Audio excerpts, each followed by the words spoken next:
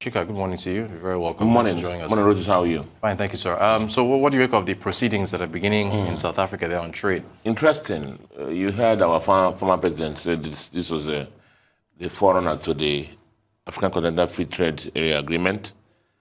This is real.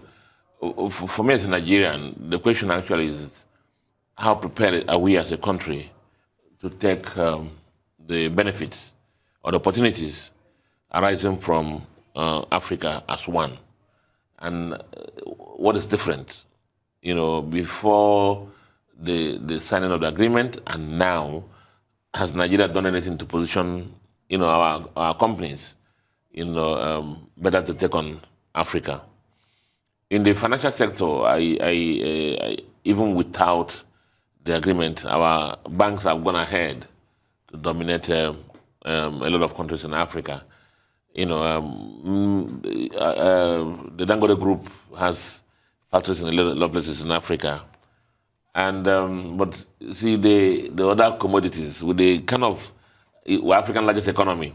Indeed, it should be that it is what the other countries cannot get from Nigeria. That's what they will look for outside Africa.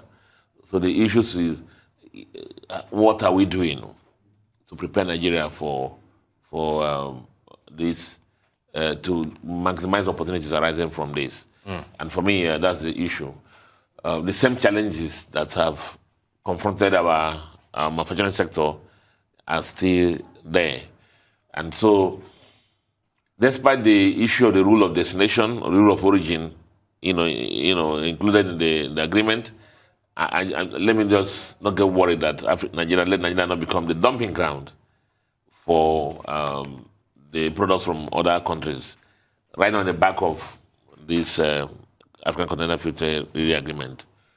Now, I think I saw in your rider, you also mentioned things about FDIs. Yes, foreign direct investment, yes. You will find that that is very important because it becomes important there because a manufacturing company like those, look at assembly plants, motor assembly plants, most of them now are choosing Ghana over us. Now, the limiting factors before, preventing them from selling their vehicles manufactured in Ghana to Nigeria, have all been, removed. So that first mover advantage is very, very critical. It's important that we get our acts right to make sure that when these companies are making a decision on where they're going to site their plants, manufacturing companies, Nigeria should be, that. Because what it just means now is that with the agreement, what it just means that manufacturing companies don't have to have bases everywhere. You can just pick a country that meets your needs, manufacture there, and then move the products all over the continent. And we should not lose out. Fantastic. I want to ask you about the e-Naira. What do you make of the latest numbers from the CBN downloads? The first thing is that I've gone through the e-Naira site, the Android especially, and I've seen, just like any new initiative, there are a couple of teething problems. People complaining, they signed out, they didn't get this information, they didn't get that, and so on and so forth. So I'm hoping that the CBN, just like I've done, goes through that site regularly to find out what the problems are. And quickly, these problems should be anticipated if they do some dry runs. Quickly make sure that they clear these issues. Now, because it's very frustrating if you go there and get bounced out. If you try, the app works very well when the traffic is massive for the consumer people who sign on and for the merchants who sign on. The more merchants you have, the more consumers you have, the more international the app becomes. Just look at it this way. Remember we said is a virtual naira. It just represents the same the digital naira. Right. The same value, there's no difference. Just imagine the bus from here to Oshodi. As you're coming down, the issue of change, is gone. Imagine everybody has their e-Naira. You just transfer the money to the conductor. So the impact of that to the economy is massive. The issue of change will go. The issue of also truncating approximating bills. Nigeria, there's not really something you're going to buy. They say 43 naira. Most things are 45 naira or 50 naira. Right. So those will also can start pricing commodities now. in smaller digits. So it is a very important thing. I think they have started with, because remember they said that those who don't have the Android phones can use it too. Right. I think they started with those who are tech savvy, who have Android phones. Down the line, I think they're going to come up with the USSD deployment. Because that's when we'll start having the advantage of financial inclusion.